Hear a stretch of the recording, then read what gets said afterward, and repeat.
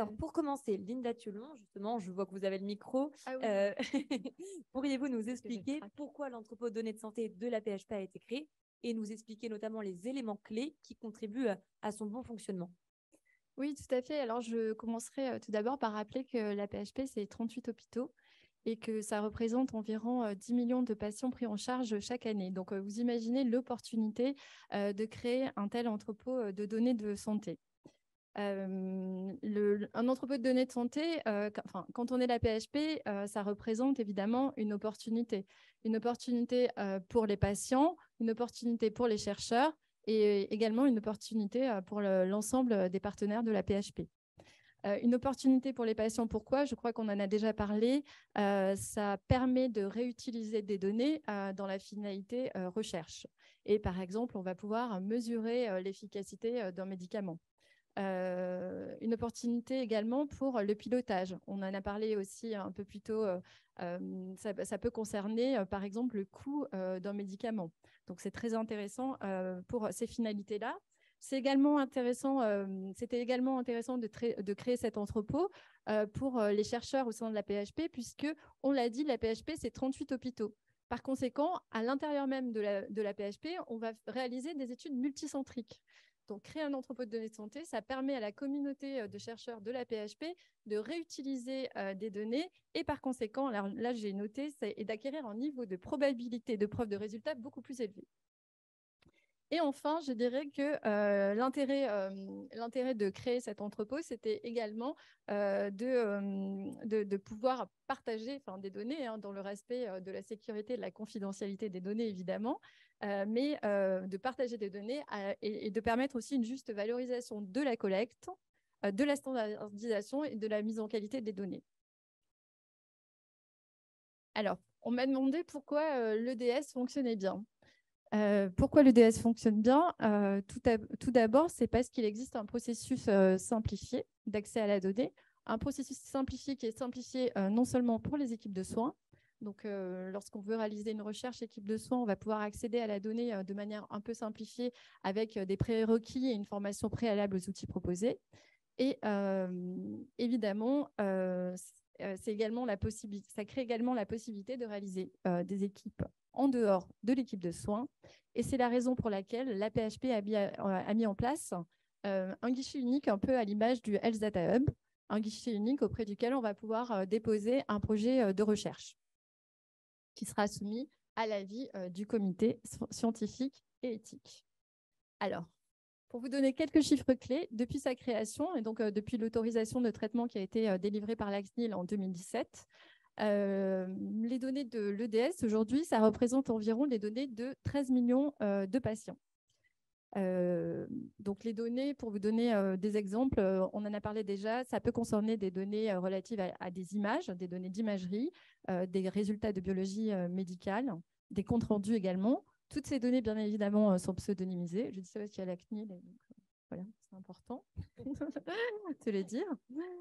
Depuis sa création, l'entrepôt de données de santé a permis la réalisation de 276 projets de recherche.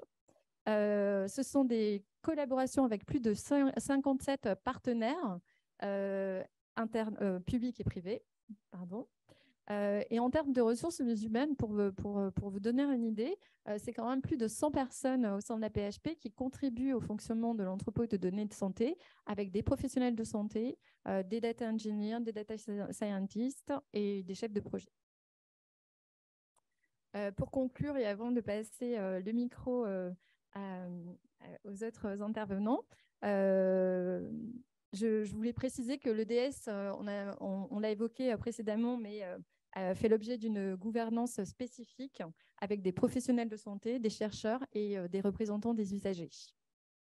Merci beaucoup Linda pour cette présentation. Alors à présent, nous allons écouter Eric Vibert qui va justement nous parler un petit peu de l'utilité de cet entrepôt de données de santé et notamment de la manière dont il peut bénéficier aux professionnels de santé de ces établissements. L'entrepôt de données de santé, c'est en effet un outil formidable pour faire de la recherche et de l'innovation, de la recherche avec des méthodes plus modernes que celles qu'on utilisait habituellement dans les différents services hospitaliers qui consistent à prendre le dossier du malade et à faire des tableurs Excel. Malheureusement, on voit encore beaucoup ce genre d'attitude au sein de nos services, avec tous les problèmes que ça pose, notamment d'un point de vue CNIL, puisque c'est beaucoup plus limite niveau sécurité des data de faire un fichier Excel que d'utiliser l'entrepôt de données de santé. Alors, l'entrepôt de données de santé de l'assistance publique, c'est en effet un énorme effort qui a été fait par mon institution. Et ce qui est intéressant, c'est que l'État, à travers justement dernièrement le France 2030 qui a mis de l'argent pour que les EDS puissent se muscler, a vraiment hypertrophié cette dynamique. Et l'EDS de la PHP, c'est intéressant non seulement parce qu'il y a beaucoup de données dedans, mais surtout parce qu'on a des outils pour aller faire des extractions dedans. Parce qu'un EDS, c'est bien gentil, mais si on n'a pas d'outils pour aller piocher dans l'EDS, bah, ça ne sert à rien. Et en fait, aujourd'hui, on a un outil qui s'appelle Core 360, qui est un outil qui a été développé par les hôpitaux, par le service de l'informatique de la paix, qui est un outil beaucoup plus user-friendly que celui qui existait avant, qui s'appelait I2B2, qui était une espèce de machine à gaz absolument innommable. Aujourd'hui, on a un outil qui fonctionne très bien et qui permet en effet de faire des choses formidables. Alors, pourquoi c'est important ? Je pense que c'est important parce que ça va nous permettre en fait de sauver le système de santé, les entrepôts de données de santé. Pourquoi ? Parce qu'aujourd'hui, on voit qu'on a des maladies qui sont de plus en plus fréquentes, des examens complémentaires qui sont de plus en plus fréquemment réalisés et des médicaments qui coûtent très cher, mais qui fonctionnent. Donc, on laisse les gens en vie pendant très, très longtemps, c'est très bien, mais ça coûte beaucoup d'argent. Donc, je pense que la suite du financement de la santé, ça va passer par la création de parcours de soins avec justement une évaluation de la qualité des soins. Et c'est évidemment avec ces outils-là qu'on va pouvoir justement définir ce que c'est que la normalité dans la prise en charge d'un malade. Donc, les entrepôts de données de santé, c'est un outil pour faire de la recherche, mais ça sera surtout, et demain, un outil pour faire du pilotage et pour faire du financement des parcours de soins, qui est la seule bonne manière de pouvoir garder une santé pour tous. Sinon, les riches pourront continuer à se faire soigner, mais pas les autres. Merci beaucoup, Eric, de nous avoir présenté vraiment les avantages concrets justement de l'entrepôt de données de santé pour les professionnels. On va maintenant entendre le point de vue d'un usager avec Jacques Wache, qui est représentant d'usagers à l'entrepôt de données de santé de la PHP. Alors Jacques, en tant que représentant des usagers, pouvez-vous nous partager votre perspective envers les entrepôts de données de santé ? Quels sont les espoirs justement pour les patients et quelles sont les précautions qui doivent être prises pour garantir l'acceptation des patients et répondre à leurs interrogations ? Oui, merci Elisa. Bonjour à tous. Donc effectivement, je suis représentant des usagers à la PHP. Un mot sur ce que je représente. Nous sommes les représentants des usagers. Nous sommes une cohorte un peu particulière nous sommes 4 par établissement de santé, qu'ils soient publics, privés ou associatifs. C'est systématique et nous sommes désignés par les ARS. Et c'est donc aux ARS que nous rendons compte de notre travail. Donc, en tant que représentant des usagers, il m'a été demandé de participer aux travaux qui viennent d'être détaillés dans la table ronde précédente. Et je remercie d'ailleurs Arthur et Kenan qui étaient là tout à l'heure, non, qui est encore là-bas, de m'avoir sollicité. Mais j'avais, en plus de cette qualité de représentant de l'usager, la PHP m'avait demandé il y a déjà quelques temps d'intégrer le comité de pilotage de la donnée, qui est une très grosse affaire, qui m'avait déjà donné un peu une idée de la matière. Et puis, dans une autre vie, j'ai eu aussi à traiter des données de santé pour les maladies rares. Donc, espoir, disiez-vous, Elisa? Oui, bien sûr, tout ça a été dit. Je voudrais en rappeler seulement 2 ou 3. Le premier, c'est de développer la connaissance de nos maladies ou de certaines formes de maladies. L'entrepôt de données de santé devrait permettre de le faire. D'accélérer la mise au point des traitements. Et toujours dans ce parcours-là, mais Eric Vibert vient d'en parler, d'optimiser les parcours de soins. Les représentants le parcours de soins constitue la base même du travail du représentant des usagers. Donc, nous attendons de cet entrepôt de données de santé qui nous permette d'optimiser les parcours de soins. Et j'ajouterai l'anticipation, en particulier dans le domaine de la génétique. Vous vous rendez bien compte que plus tôt on pourra détecter une maladie, et mieux ce sera. Alors, après ces espoirs, quelles sont les précautions? On a parlé déjà ici de confiance, de mesures de confiance. En gros, quel est le langage que j'ai tenu dans les travaux qui ont été menés à cheval sur l'année 2022-2023? Quels sont les points sur lesquels j'ai appelé l'attention de ceux qui travaillaient, avec qui je travaillais? Le but étant toujours le même, c'est d'essayer d'abord de garder ceux qui ont déjà accepté, ceux et celles qui ont déjà accepté de mettre leurs données de santé à disposition de la recherche, et surtout d'aller chercher les 30% manquants. Tout à l'heure, le président de France Assos Santé a évoqué ce chiffre de 30%. On peut savoir, on peut essayer, ça peut être 35, ça peut être 25, bon, un tiers. Allez chercher le tiers manquant. Bon. Alors, quelles mesures de confiance développer, quelles précautions prendre? Je vais vous en donner 3 qui sont, vous allez voir, qui sont vraiment très concrètes, mais qui font partie, qui sont un reflet, un écho de ce que j'entends dans les commissions des usagers, dans les discussions qu'on a dans les hôpitaux.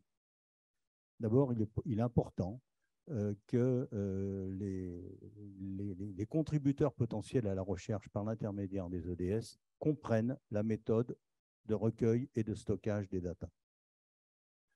C'est quelque chose qui est très fragmenté. Chez moi, en tant que représentant usager, j'ai moi-même pris un petit moment pour comprendre exactement comment, depuis le rendez-vous dans le bureau du médecin jusqu'au moment où l'entreprise va demander, ou un promoteur va demander l'utilisation des données, comment ça se passe. Le parcours est très fragmenté et je le comprends très bien. C'est nécessaire. Mais pour le malade ou sa famille à qui on demande, il y a besoin d'un effort d'explication. Le travail qui a été fait l'hiver dernier y contribue. Donc, comprendre la méthode de recueil et de stockage. Deuxième chose, informer sur la vie de la donnée. À partir du moment où la donnée est intégrée dans un entrepôt de données de santé, il y a des usages secondaires. Et il est, me semble-t-il, de bonne politique d'imaginer qu'il y a un effort de communication. Alors, qui est responsable de cet effort de communication? Ça, c'est une autre question.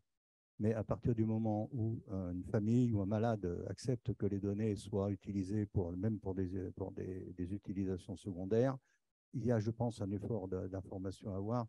Et pour ceux d'entre vous ou celles d'entre vous qui ont un petit peu de temps, je recommande la lecture du rapport TEDAS, qui a été validé par la Commission européenne au mois de mars et qui est très explicite sur la nécessité d'informer pour garantir la pérennité et la complétude à 100%, à approcher de 100%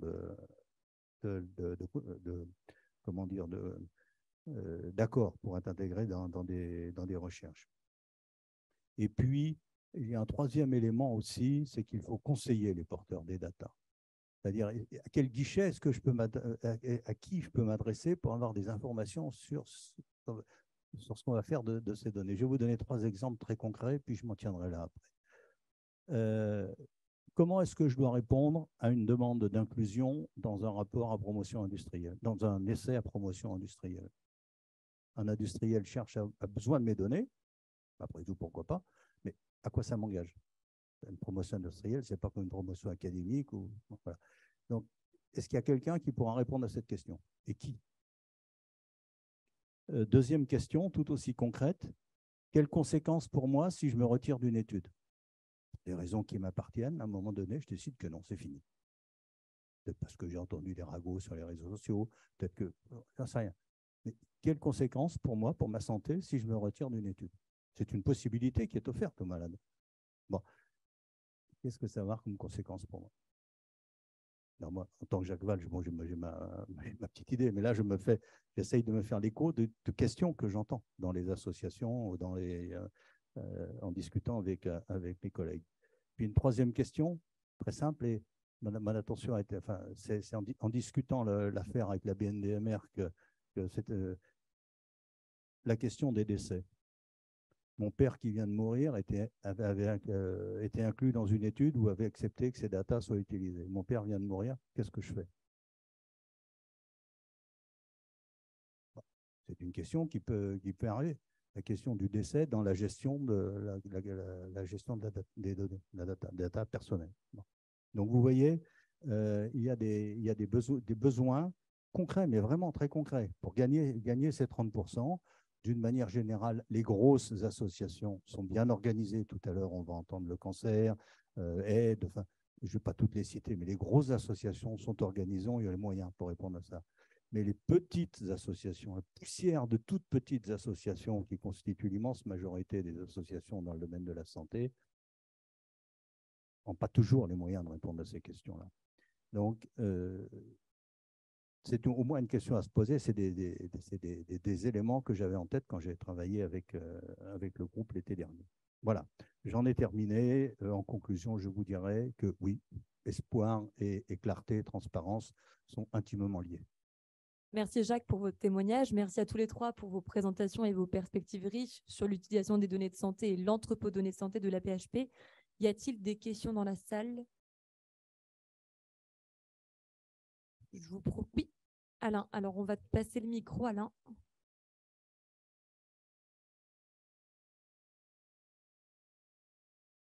Parce que tu as été modeste dans tes représentations. Sur la base de données des maladies rares, tu peux nous en dire un petit peu plus, puisque tu fais partie de cette mouvance des maladies rares, sur la base de données. Non, le rôle est pareil, ou parce que là, tu as un rôle plus historique, si j'ose dire. Oui, je fais partie depuis des années d'une association de maladies rares et du comité de pilotage de ma filière, mais je ne suis pas impliqué directement dans la relation avec la BNDMR. Donc, j'ai seulement évoqué cette question-là parce que c'est remué dans mon association, mais je ne suis pas suffisamment compétent pour en parler. D'autres le seront bien plus que moi. On en parlera juste après de la BNDMR, justement.